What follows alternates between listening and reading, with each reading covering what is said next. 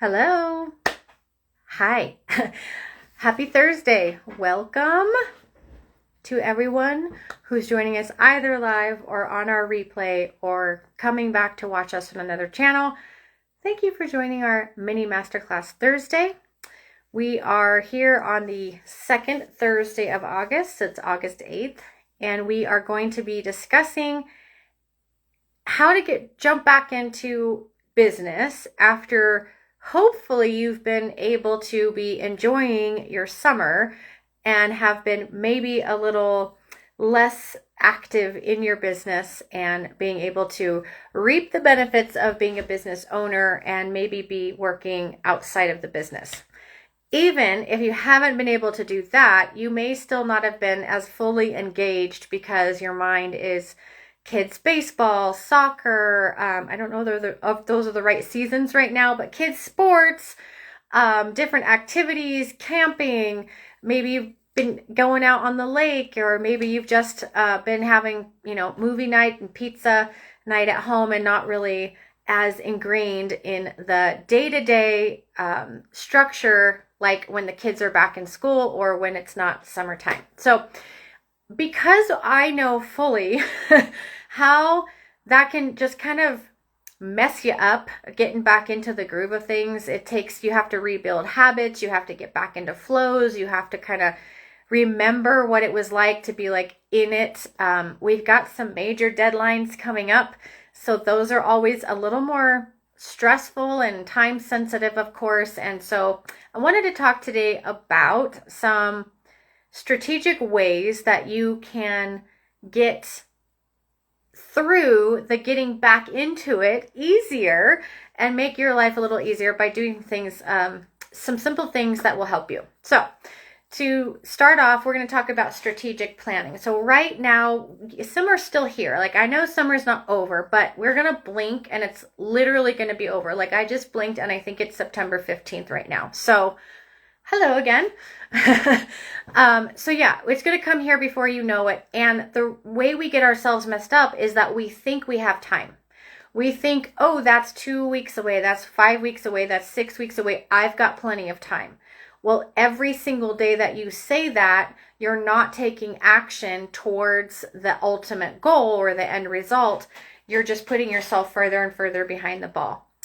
I know very well that it's so hard to think like, oh, I just got to jump back in and that's fine. No, we go into, oh, but I wanted to do this. Oh, but I want to still do that. Oh, but I have time over here. I'm telling you, do yourself a favor and really just start dropping little seeds and planting little seeds about how you can make this transition back from the summer into real life easier on yourself. Just so strategic planning is you sitting down and looking at, okay, these are all the things I need to accomplish by X, Y, Z. And then you're going to reverse engineer those things. What does it take to accomplish it? Who do I need to put in place to do the things to create those outcomes? What are the deadlines that each of those individuals, even if it's just you, need to meet certain criteria by in order to be on track to meet our deadline? So it's called reverse engineering. It's really simple exercise. We teach this in our financial literacy workshop. So if you have never attended one of those, we have them nationwide throughout the year. We had a bunch in the spring. We're getting ready to have 4 more in the fall. There's other workshops and things that you can take. I highly recommend, if you've never taken a strategic planning class, that you invest in that. Even if it's not this year or right now, look for it in the future. It will help you so much be able to really map out your entire year. Because most of the time, we know when the big things are going to happen. We have a sense of it recurs every year, or we get a heads up about it enough in advance that we can plan for it. Or maybe you purposefully want to make a change, launch a product, create a new service, whatever that is, and you need to look forward at what that looks like and how it affects your bottom line. So strategic planning, set a goal, set the end result goal, and then reverse engineer it to where you're outlining the steps, the deadlines to each step, and the people or team you need to do the things in order to get that end result. If you do that, it's not all on you when you jump back in to put all these balls in motion and then make it all happen. You already have little spider legs that are out there working towards one common goal, so that it takes it off your plate and allows you to have just a little bit more fun time left in your summer schedule and early fall schedule before you have to dig in. Speaking of that, so Q4 planning. I know we're just in Q3, but we're literally halfway over next week of Q3. So it is flying by again as well. I blinked and Q3 is halfway over. So it is not too early to start planning for Q4. In fact, if you start now and you have Q4 planned, by the time you get back from summer, let's just call it, we're going to say end of August to be generic. By the time you get back at the end of August, you have 1 month left until it's Q4. If you put the calendar out your Q4 meetings, your Q4 planning activities, your Q4 goals, even your Q4 budget, if you do that now, when it gets to Q4 and here come the holidays and here comes the tax deadlines and here comes the pressure and here comes New Year's and here comes just starts all over again, won't be as big of a deal, because you will have been prepared already for everything that had to happen in Q4.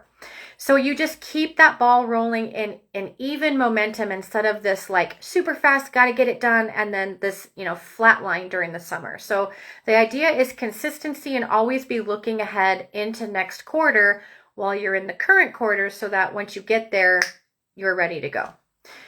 Delegate tasks to your team. So there's always stuff that you could probably be delegating to someone else. I know, like no other, most business owners are control freaks, and most business owners don't want to let go, and most business owners don't want to take the chance that someone else is going to drop the ball for them. And most business owners are so caught up in working in the business that they don't take the time to work on the business. And when they do, they're in such a desperate place that they can't properly delegate, because now they haven't taken the time to create SOPs. They haven't taken the time to put processes in place that are duplicatable to other people other than themselves in their own brain. This is so common, and that's why I bring it up. This is something you can take control of and you can do strategically to help yourself and to help put things in motion so it's not too much at once. So delegate tasks to your team. What does that mean? Do you have an admin who can take certain activities off of your plate? Things that might not be revenue generating at the time, but do need attention and focus and are important to the ultimate operation of the business. Those are things that you should be delegating. You should be focused as the business owner on doing the thing that makes you money, that makes your company money, that makes your team's paycheck happen, right? So the more you focus on those activities, instead of the activities that are getting you in the weeds and making you have less and less and less time to focus on revenue generating activities, the harder it is going to be to make that lift. So if you haven't started delegating, start with something simple. Like I have a simple exercise of take all the tasks that you do in a day. It could be a week, it could even be a month. Depending on the volume, you may not want to do a whole month. But definitely a day and week, all the tasks you do. That could look like you Zoom yourself all day long, and then you go back and you transcribe the Zoom and you ask it to pull out like, what did I do next and what did I do next? There are tools now like that with AI that you can easily get a lot less time involved in doing this exercise. Or write it down, keep a notebook next to you, and every time you do something different than the last thing, that's what I just did. That's what I just did. Now you have a list of all your tasks. Divide that page between I like doing this, I hate doing this. Delegate everything on the hate doing this part. If the hate doing this part is the sales, is the building of the business, is the thing that makes the money, you have a different set of problems than what we're talking about, but that's where you start going, okay, I need a CEO. I need a salesperson.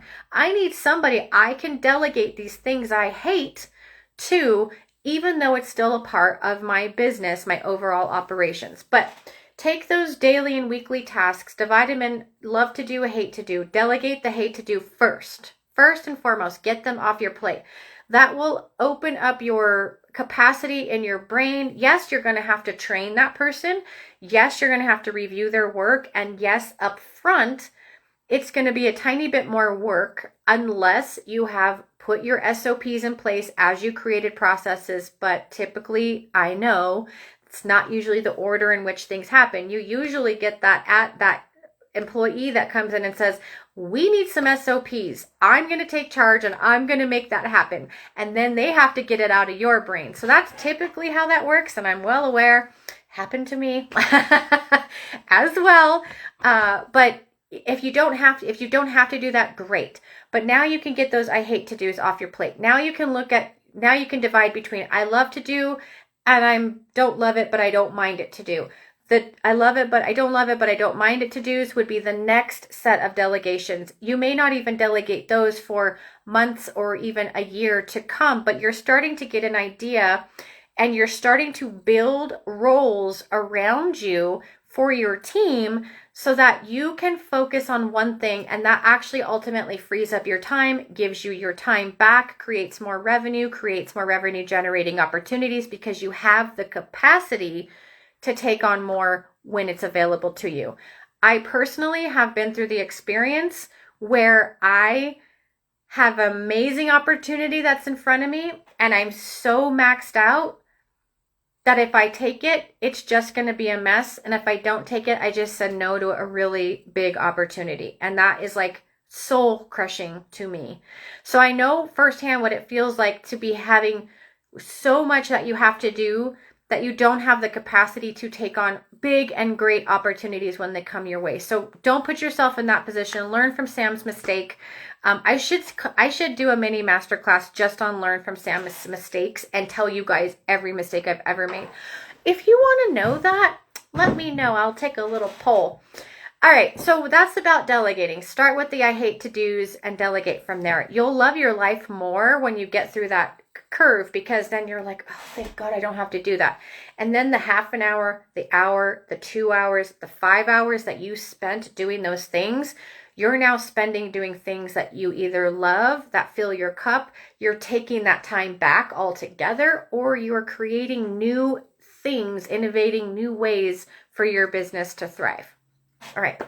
Tax extension deadline is coming. I know we don't want to hear that word. It should be TAXX because then that would make it a 4-letter word. And I feel like we all pretty much agree that's what it is. But it's coming. You can't deny it. Now you have had plenty of time since March to do your taxes and clean up your books. And I'm going to guess it's probably not done, even though you had plenty of time. And that's exactly what I mean about don't let that mentality fool you into thinking that summer is like way a long time, or well, fall is a way long time away. It's not. So September 15th is the tax deadline for corporations. So next Thursday, 1 week from today, you have 4 weeks, 1 month left until the tax extension. That means you have exactly 5 weeks as we stand right now.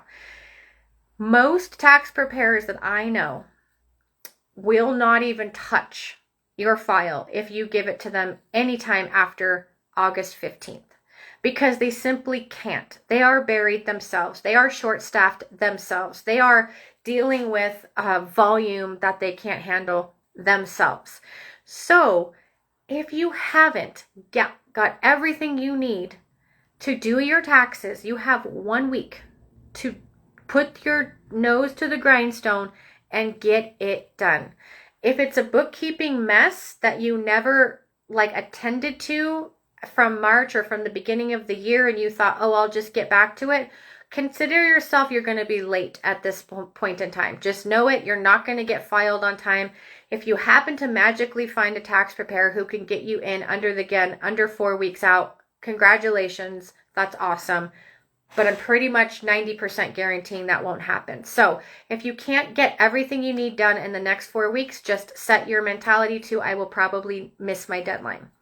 What that's just going to mean is if you owe taxes, you're going to owe penalties and fines on the fact that you were late on the extension. Now let's remember that your extension to file, or your tax extension, was an extension to file, not an extension to pay. If you did not make an estimated tax payment on April 15th of this year, even though you filed an extension, you're already incurring late fees for the money that you potentially have owed since April 15th. So your tax payment deadline doesn't get extended. It's just the tax return portion. If you don't owe money, you're fine. You don't get penalties, or fines or whatever. It's if you owe money. Most of the times that I see people waiting and taking extensions is because they're usually used to owing and nobody wants to cough up the money sooner than they have to cough it up. So they file an extension and okay, I'll deal with this later. That's ordinary, that's usual, but if it's not, doesn't apply to you and you end up not owing money, fabulous. So just a reminder on that. September 15th, 5 weeks from today, is the tax extension deadline for corporations. The individual tax deadline beyond that extension deadline is October 15th. So you have a little bit more time. You have 9 weeks for your personal taxes, or if you're a sole proprietor or single member LLC taxes, which roll into your personal. Don't wait. Don't let that I have plenty of time get ya.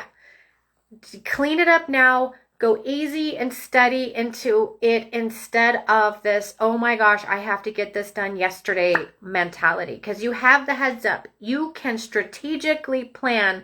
You can time block. You can do all the things now to address what you need to address to make the deadline by September 15th. Have it all done. Okay, so there's your heads up on those.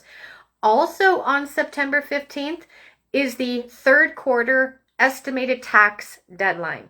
So I'm going to talk to two different sets of people here. If you already did your taxes for 2023 on time, you would have gotten vouchers that showed you every quarter what you're supposed to pay in estimated taxes if you owed over $1,000 for 2023. Hopefully you've been doing that already throughout the year. Now, so the first one would have been due April 15th. Then the next one was due July 15th. The third one is coming September 15th. So on September 15th, you should have made your third estimated payment of 2024's taxes. If you never filed 23, so you're in an extension right now, which means you didn't get those vouchers that told you what you're supposed to be paying, just think of it this way. If you owed money at all in 22, did your business stay the same in 23? Did it go up in 23 or did it go down in 23? You know that. Your numbers should tell you that. Hopefully you're tracking your numbers.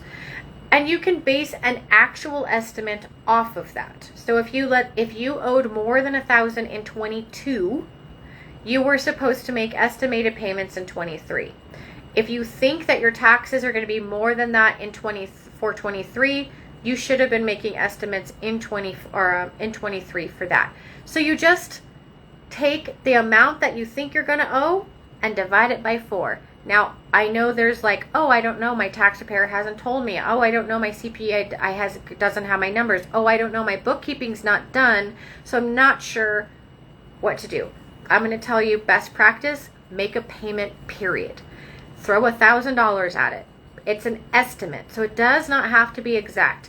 What you do have to have done is made the payment. And it's supposed to be equal to 100% of your prior year's liability or 90% of the current year liability. So you can run your numbers and kind of gauge whatever your profit says at the end of your P&L, take 24% of that and say that could be my potential tax liability. If you're a single member LLC or a sole proprietor, 24%. Divide that in 4. Those could be your 4 quarterly payments. These are very generic, not legal advice, not tax attorney advice. These are very generic, helpful ways to try to estimate on your own if you don't have an accounting professional helping you. Okay? All right. So going forward, tax planning. That brings me to tax planning. Estimated tax payments are part of a tax planning strategy. That means you're paying your tax liability little by little by little instead of these massive chunks at a time. You're avoiding penalties for not having filed the quarterlies, and you're allowing yourself easier chunks on your cash flow.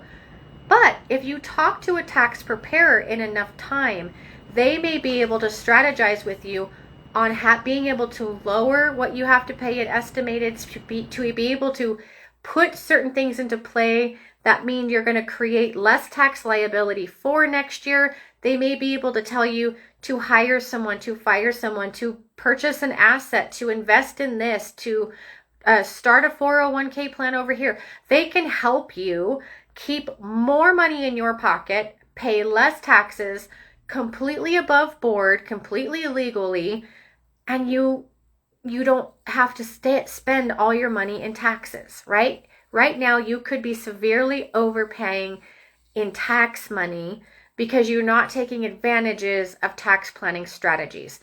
If you're interested in doing that, I've seen quite a few businesses that made a significant increase over their 23 numbers this year. Wonderful, amazing, congratulations. You're going to have to pay taxes on that money. So if you're not planning ahead and putting tax money aside or making those estimated payments because you can proactively without anybody telling you you have to, you're putting yourself in a position that next year it's going to hurt when you file your tax return. So let's not do that. Let's think about it proactively and go see a tax strategist around tax planning for 2024 and 2025. Because based on your 24 numbers, both current and maybe after third quarter, that same tax preparer may be able to say, oh, this is your trend. So if you keep going on this trend, we should do this in fourth quarter and we should do that in 2025. That you can already start talking to them about that, and you're just really helping yourself save and make more money. All right, reviewing your budget to actuals. We spent last mini masterclass really diving into a budget and budget versus actuals and how you can use that even if you didn't even do one for January 1 of this year. Coming back and revisiting it mid-year is not a bad thing. It's actually a great thing. You still may have goals that you want to reach. You still may have budgets you have to reach, or minimums or maximums. You may be looking at, I need to hire or fire, and I'm not sure if I can or when I should. All great things to look at your budget through. So when you're coming back from your mental vacay, hopefully a physical vacay as well, like a real one, not the kind where you sit in your hotel room on your computer, but you're in like the beach or something, but a real one where you got to get away and your mind is cleared and you got to do all the activities and hang out with friends and family. Come back and just start looking at the budget. Is it making sense? Are we way off the mark? Are we way over budget? Are we way under budget? Is there an obvious glaring problem that you can glean from studying that and then jump on? And then you delegate to the team on how to fix this problem. You strategically plan for what needs to happen to solve the problem. You can put all these little Q4 planning about how to solve the problem in place. You just got to start by reviewing the information and seeing what the story is telling you from your numbers. Okay, employee and team culture check-in. So you are not the only one potentially coming back from like summer brain and not really wanting to be back into the swing of things because you're having so much fun, but you got to come back. Your team is also potentially feeling that. They also have had, maybe their summer is super stressful on them because they have to go to work every day so that their CEO can be drinking pina coladas on the beach in in wherever, they have to go to work every day, but they have their kids home and they have activities, and maybe another spouse is also working, so they have to have daycare, and they've got to run trips back and forth, and they have to still run the house. It might be a time where they're like maxed instead of it being like a light, airy, free time. It might be a really stressful time. So do a team culture check-in. Do maybe some team building activities at the end of summer. Maybe send them all some sort of gift to let them know you appreciate their efforts, that you see that the work that they're doing that carries the company through while the CEO is gone.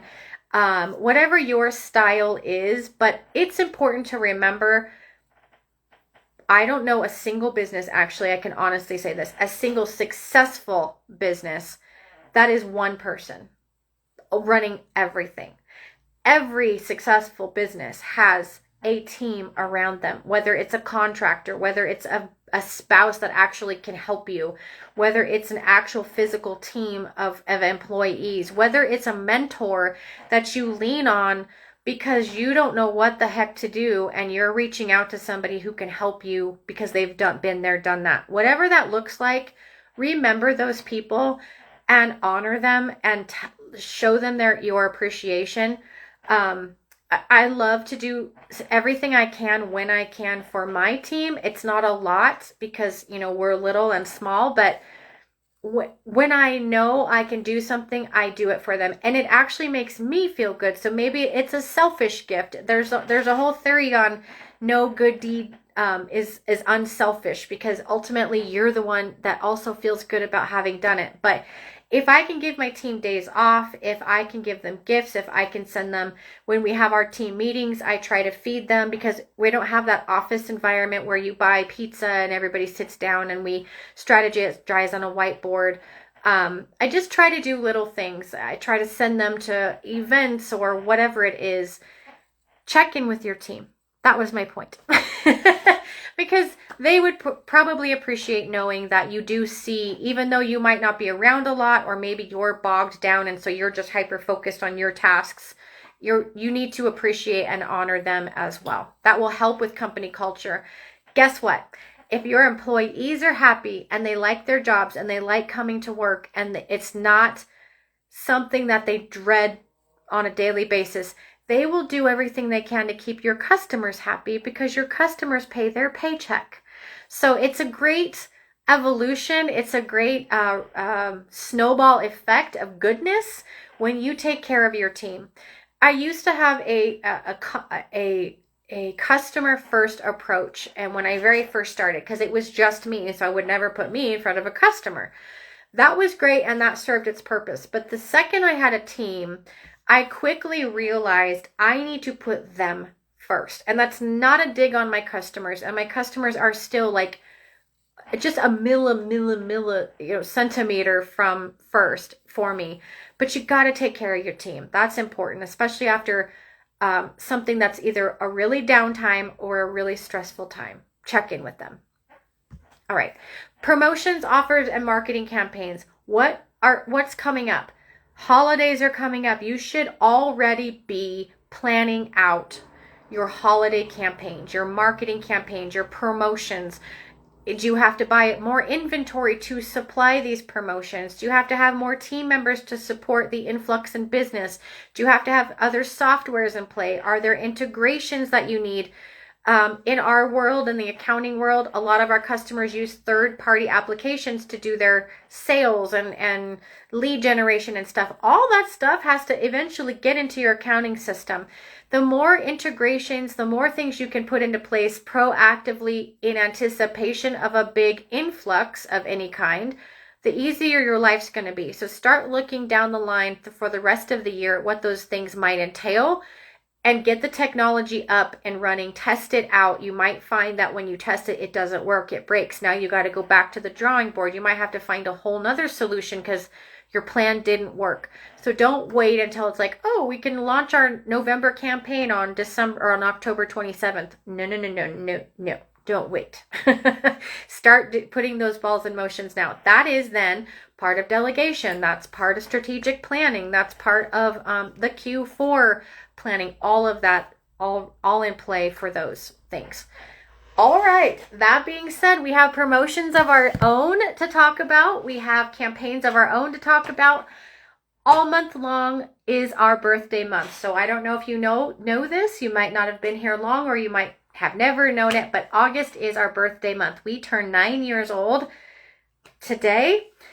We were in the womb for 2 years, we'll call it, and we were born in 2015. And what I mean by that is I did a bookkeeping side hustle, very side hustle, before, during, and after my regular job, weekends, for 2 years before I actually launched PBS. So I've been actively doing this for 11 years, but PBS is 9 years old, and we love August. So every August we say thank you by giving you gifts for supporting us and being the reason that we're still around, right? Because if we had no customers, then we would have no PBS.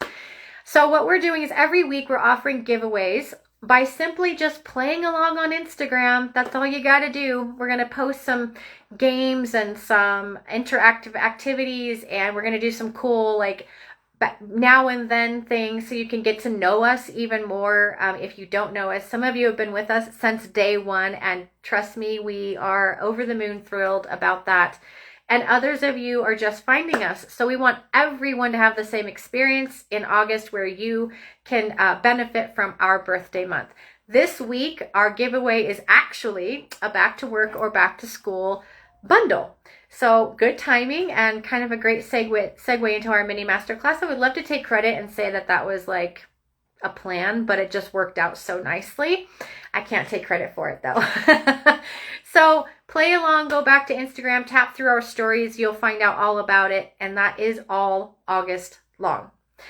All right, our next mini masterclass is in 2 weeks, and we're going to do a fun thing where we're going to sit and have a now and then PBS interview. So I'm going to talk about everywhere we've gone, everything we've gone through, the different evolutions of the business, how we got to be where we are, and it'll be fun. And you'll get to learn a lot about us, and I hope you join us then, either live or for the replay. Until then, we appreciate you, we thank you, we adore you as our customers, and we'll see you in 2 weeks on the next mini masterclass.